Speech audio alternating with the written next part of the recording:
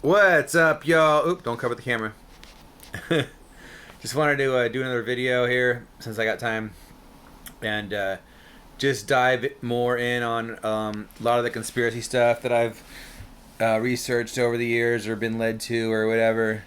And we'll call this level 7 because I think I've alluded to other levels in other videos. But it gets to the point where it gets hard to like start putting levels on things. But so going back on like previous videos, I was kind of saying like, so if you're not into conspiracy stuff, just you can just turn this off now. This isn't for you. This is for people who are like kind of into it or just maybe getting started. Really, if you already know everything, this video is not for you either. But so yeah, like I was saying, like level 1 would be like your Pearl Harbor, 9/11, JFK. Those are the big three. Very easy to disprove the official stories on those. And so those are worth looking into if you're just getting started. And then another big one is like the Federal Reserve Bank. If you watch a documentary called Monopoly Men, really well done. It's like 40 minutes. So, and then that's like, and then what was I saying? Level 2 was was like staged shootings or I don't even remember anymore. But like, I've looked into like a lot of like crazy shit, even like the whole like flat earth fad like a few years ago, which my immediate instinct on that was that it was put out by them.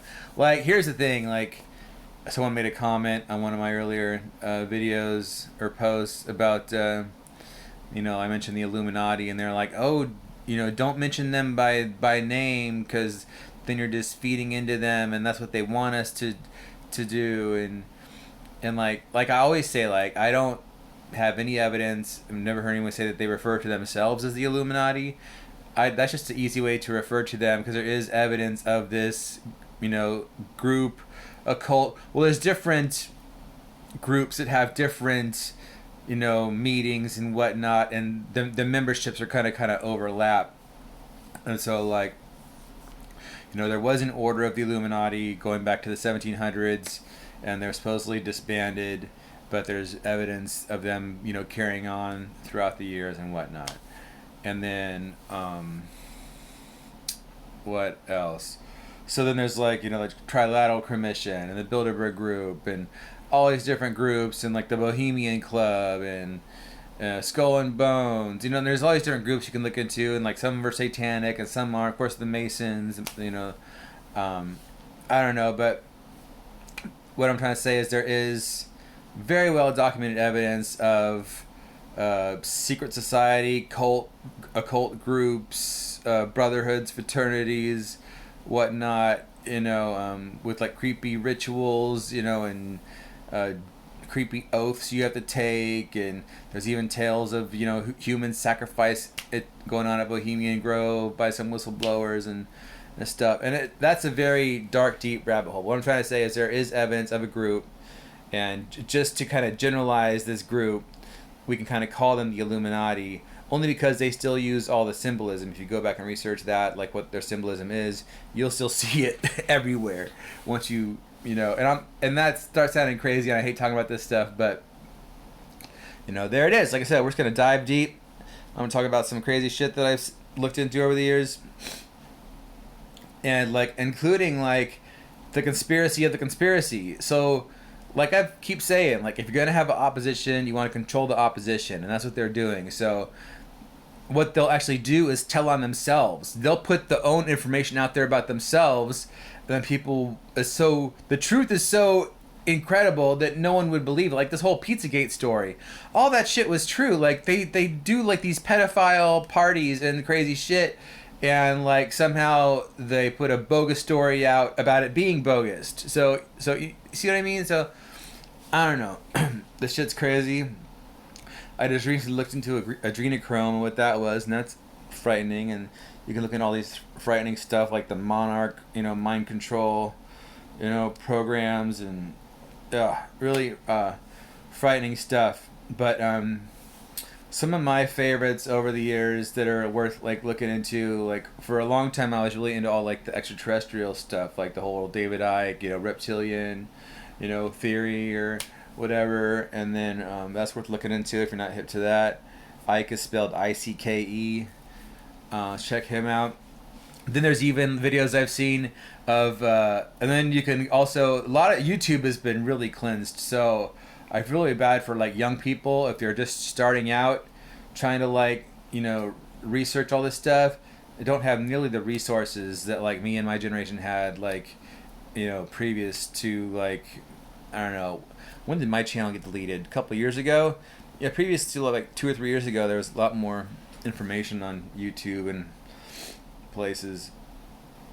But so yeah, the reptilian theory, David Icke, that's a good one. That's also supported by I've actually have met 2 people in real life who've been like, astrally gifted or a psychic.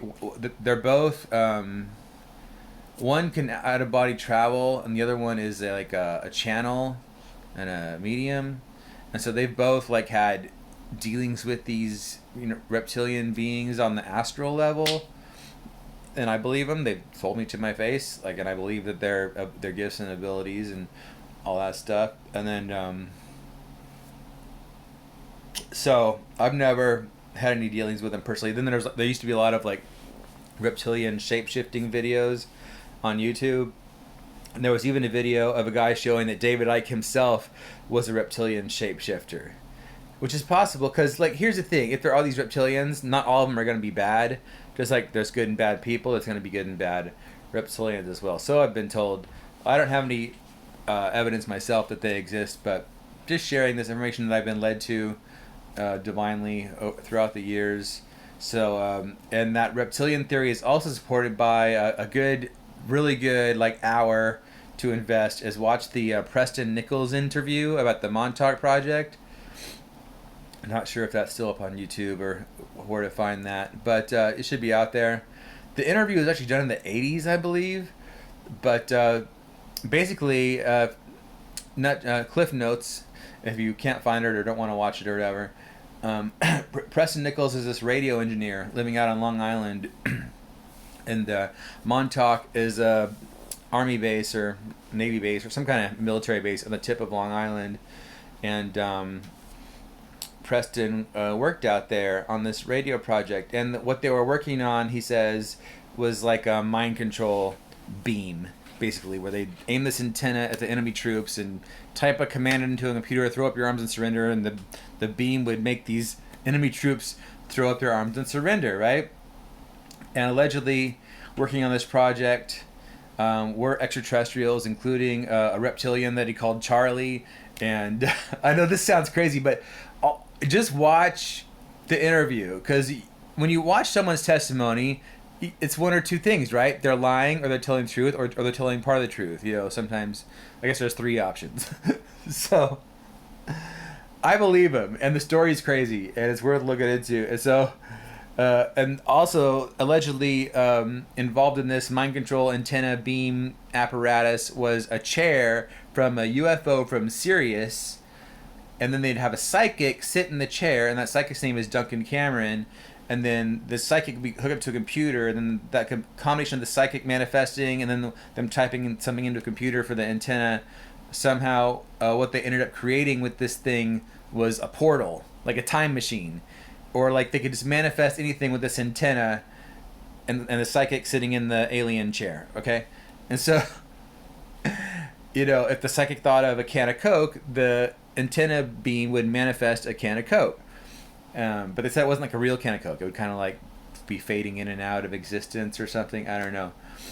And then this also ties in with the Montauk, the Philadelphia experiment, which happened in 1943. So there's 3 guys involved in the story: Al Bielek, Duncan Cameron, and Preston Nichols. So Al Bielek and Duncan Cameron supposedly were both on the USS whatever that was involved in the Philadelphia experiment, which, if you don't know about that, was a documented project where they wanted to create an electromagnetic field around a ship to make it invisible, like visibly invisible, like it would bend the light around the ship so you couldn't see it. And but when you start messing with electromagnetism, because we all have an individual electromagnetic field, and the Earth has electromagnetic field. So you start messing with those fields, and the story is that they created a tear in space time, and the ship was transported like hundreds of miles up the coast from like off the coast of Philadelphia, I think, up to like Montauk, and supposedly Al Bielek, and supposedly shit went wrong, and there's people like fused with bulkheads, and some people got turned inside out by the thing, and suppose there's some crazy shit that they say happened with that whole experiment. But supposedly in the midst of all that, Al Bielek and Duncan Cameron jumped overboard in 1943 off the coast of Philadelphia and landed in the water off the coast of Montauk 40 years later in 1983. And because of the technology they had going on at the Montauk project, they were able to like foresee this and were there to pick them up or something. I don't know. It's a crazy story. And so they started using the thing for time travel and space travel and like going to Mars with the thing. Because if you thought about Mars, you could create a portal to Mars. If you thought about the person in the chair, Duncan Cameron, or a psychic, thought of 16th century France, you could create a portal to 16th century France. They say that's how this thing worked. And so allegedly what happened was the guys working on the project, once they started messing with time travel, got uncomfortable with the assignments and saw no good could come of it, and they wanted to destroy the thing. And so supposedly the psychic, Duncan Cameron, summoned a monster through the portal to smash the thing to bits so they couldn't use it anymore. Supposedly that's what happened.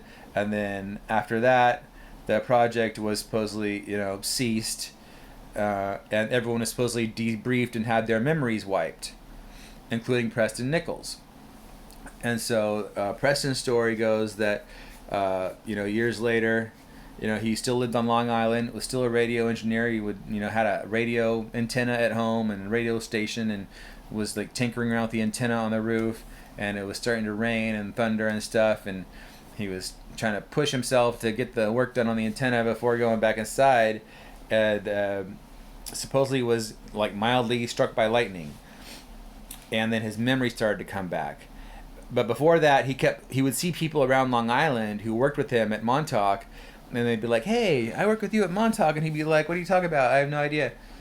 And it wasn't until the lightning thing his memory started to come back, and I think he wrote a book. He did that one interview, but you can't find much. And I think he's done a few talks. Told the story a few times.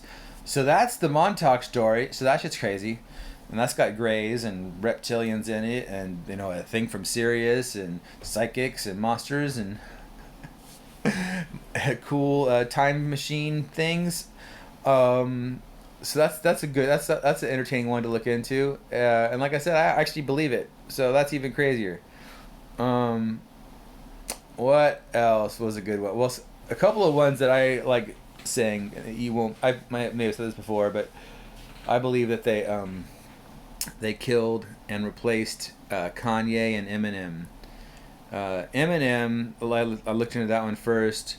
I was just kind of led to it, going down my YouTube rabbit holes, There was a car accident on Friday the 13th of April 2000 and... when was it? 13 or something like that? At the latest, 2013.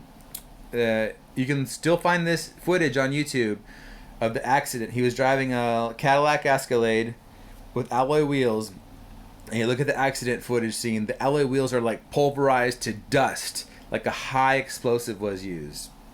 It doesn't look like any kind of regular accident scene I've ever seen. And so I think they took Eminem out without explosion. They probably capped him on sight if the bomb didn't take him out, and then replaced him with this look-alike or clone or imposter. Now I used to not say clone. I used to think it was like imposter, like they probably had like auditions for the Eminem replacement, Because think about it, Eminem was a rebellious guy, and he's not going to play along with this Illuminati bullshit game. And so you either play along with them and pay them their cut, or they will just kill you and replace you, or just kill you and take your royalties. Because like once you're dead, they don't have to pay your royalties. Or if they install an imposter, You know, maybe they give him 10%. Well, they were giving you 90%. You know, do the math. Follow the money. So, but I used to not say clone because the hairline is different. I always thought that a clone would be look exactly alike. But then a friend of mine was talking and like, no, if they're probably like accelerated growth and different factors affect the growth. And so they wouldn't look exactly alike necessarily. So I'm like, okay, so it could be a clone. You know, and that's another rabbit hole to go down to. Supposedly they have been doing cloning since the 30s. Supposedly they can do like synthetic humans and cyborg humans and all this stuff. And also the Kanye one, when he made that speech at Arco where people thought he sounded crazy. He didn't sound crazy to me. He sounds like someone who's telling the truth and is in fear for his life and his family's lives. And you should check that out if you haven't seen that. And then he came out with that stupid photo op with Donald Trump looking like a fucking zombie. Like, that wasn't even the same dude. That's not fucking Kanye. Like, come on. There was like that whole Hillary health scare where they used like 3 different Hillarys in 1 week, whether they're like body doubles or what. Like 3 different women posing as Hillary in 1 week. So that's another one. Well, that's enough crazy conspiracies for one day. So enjoy the rabbit holes, folks. Stay woke.